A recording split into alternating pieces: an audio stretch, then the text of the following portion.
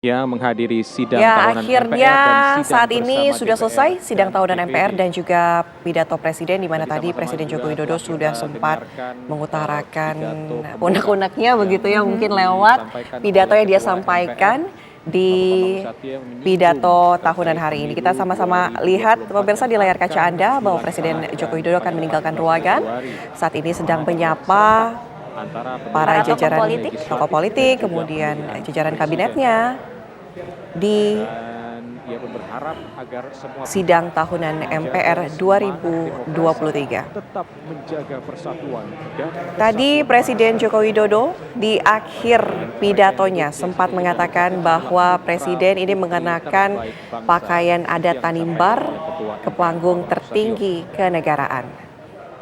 Dan kita lihat Tadi Presiden Joko Widodo juga sempat mengatakan bahwa baju adat pria Tanimbar ini memiliki semangat untuk mengangkat kebudayaan dan juga pakaian suku Tanimbar Maluku ke panggung tertinggi kenegaraan di Indonesia.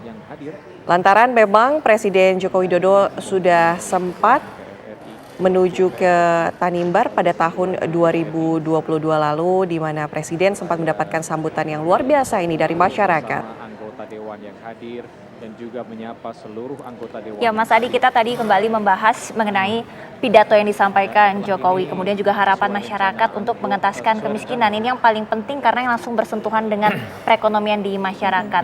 Ada kucuran dana desa yang nilainya mencapai 500 triliun lebih. Kemudian ada program PEN juga, pemulihan ekonomi nasional. Sebetulnya dana-dana yang dikucurkan ini dan program-program yang dibuat sudah efektif belum sih? Untuk Hasilnya sudah terlihat tidak? Sejauh ini kan kalau kita lihat 539 triliun itu sudah dikocorkan dari tahun 2015 hingga tahun 2023 ya? Ya kalau mau jujur sebenarnya soal dana desa ini kan sebagai upaya untuk pertama ya mengentaskan kemiskinan dan memangkas disparitas pembangunan supaya tidak ada di kota. Tapi kalau mau jujur sebenarnya evaluasinya itu tidak mantap. Begitu banyak misalnya soal penggunaan dana desa itu yang diselewengkan oleh oknum-oknum tertentu. Apalagi misalnya dana desa ini kan ditujukan untuk membangun infrastruktur dan fasilitas desa ya. Dalam prakteknya selain memang tidak efektif, dalam prakteknya memang selain ini tidak bisa berjalan dengan maksimal karena tidak ada kontrol yang menurut saya supaya bagaimana dana desa ini didirect untuk melakukan pembangunan, mestinya ke depan dana desa itu diarahkan bagaimana membuka peluang kesempatan kerja, bukan membangun infrastruktur yang kita maksud ya. Kenapa begitu? Karena sekarang kan arus urbanisasi itu bukan dari satu daerah ke daerah yang lain, tapi terus menumpuk di ibu kota dan di kota-kota besar yang lainnya. Itu artinya apa? Pembangunan di daerah, terkait dengan pembangunan infrastruktur itu tidak menyangkut sektor real yang memang dibutuhkan, terutama oleh bonus demografi itu terkait misalnya anak-anak sekolah itu tidak bisa mengakses dunia pekerjaan. Orang mencari pekerjaan tidak ada di daerah, tapi kemudian adanya di Jakarta, adanya di Jawa Timur, Jawa Tengah, kemudian Jawa Barat. Tapi daerah-daerah lain itu dengan dana desa itu tidak bisa di-cover dengan baik. Oleh karena itu mestinya ke depan dana desa ini ditambah, tapi harus dijadikan sebagai stimulus bahwa persoalan kemiskinan, persoalan kesehatan, termasuk soal bagaimana perbaikan ekonomi itu mulai berdenyut. Kenapa begini? Kalau tidak begini ceritanya percuma dana desa ini dikucurkan, tapi masih banyak arus urbanisasi itu datang ke Jakarta, Mbak. Ada desa-desa fiktif juga kan kemarin itu yang bermunculan? Itu juga menurut saya cukup fatal ya. Ini tentu ada arus birokrasi yang saya kira juga ikut campur. Ada arus birokrasi yang saya kira menjadi penyakit karena dana desa ini jadi bancakan untuk melakukan perilaku-perilaku yang koruptif. Oleh karena itu bagi saya yang paling penting dana desa yang saya kira dananya cukup bombastis, harus dilakukan monitoring dan evaluasi dan disampaikan kepada publik bahwa dalam banyak hal begitu banyak praktek penyampaian dan ini yang paling penting tidak langsung menyentuh sektor yang diinginkan langsung oleh masyarakat. Misalnya soal pembangunan ekonomi, misalnya tentang akses terhadap dunia pekerjaan, itu sama sekali tidak pernah ada. Kalau dana desa itu kan memperbaiki misalnya irigasi, jalan-jalanan yang rusak, kemudian misalnya bikin fasilitas publik seperti WC umum dan seterusnya. Sebenarnya masyarakat nggak butuh itu. Yang dibutuhkan oleh masyarakat dana desa itu menjadi stimulus. Dia ini semacam obat dari persoalan-persoalan ekonomi yang selama ini menghantui mereka. Apa persoalan ekonomi? Kalau mau ada usaha, ada bantuan dari negara. Orang kalau mau mengakses dunia pekerjaan ataupun mereka bikin pekerjaan-pekerjaan baru di daerah, itu kemudian mendapatkan support dari negara. Dan itu tidak ada. Akhirnya apa?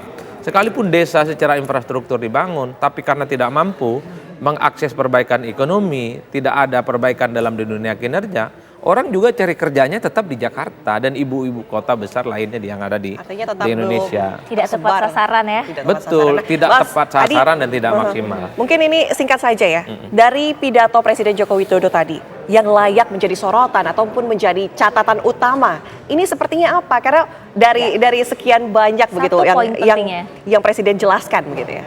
Ya ada yang politik dan ada yang ekonomi menurut saya. Yang politik itu misalnya Jokowi selalu curhat tentang apa saja di negara ini, bicara tentang pemilu dan politik itu selalu dikaitkan dengan Jokowi. Yang kedua, Jokowi ingin menegaskan sekeras apapun misalnya ketidaksukaannya kepada pemerintah, tapi jangan pernah menggunakan bahasa-bahasa yang disebut dengan polusi kebudayaan itu. Menggunakan bahasa-bahasa yang tidak santun, caci maki gitu ya. Dan istilah-istilah yang kemudian ini membuat bagaimana kebudayaan kita yang identik dengan budaya ketimuran itu tidak kembali diindahkan sebagaimana mestinya. Itu yang politik. Nah yang kedua yang terkait dengan ekonomi. Jokowi menyebut tentang pentingnya hilirisasi. Jokowi bicara tentang bagaimana public trust. Dua variabel penting ini menjadi satu instrumen bagaimana pembangunan di bidang ekonomi adalah satu stimulus yang harus dijadikan sebagai acuan ke depan bahwa dua variabel ini menjadi kunci Indonesia itu bisa bangkit di masa yang akan datang 2030, 2045 sebagai dunia yang kemudian dikategorikan sebagai negara yang sangat mungkin ekonominya itu akan masuk 5 besar. Kan itu yang sebenarnya ingin disampaikan oleh Jokowi. Terkait dengan hilirisasi, percuma kita ini kaya dengan sumber daya alam. Tapi kalau tidak dikelola dengan baik, maka sumber daya alam kita ini hanya akan dimiliki oleh asing. Hilirisasi itu artinya kekayaan kita diolah sendiri, diproses dan diproduksi sendiri. Kemudian kalau sudah matang, kalau sudah jadi barang, kemudian dijual keluar. Termasuk soal pabrik tas. Banyak orang yang mengatakan international trust ini seakan-akan nggak penting.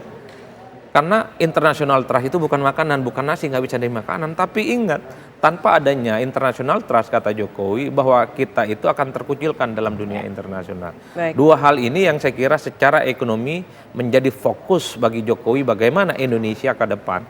Yang disebut dengan masa keemasan itu harus disambut oleh pemimpin-pemimpin pemberani dengan keputusan yang tepat.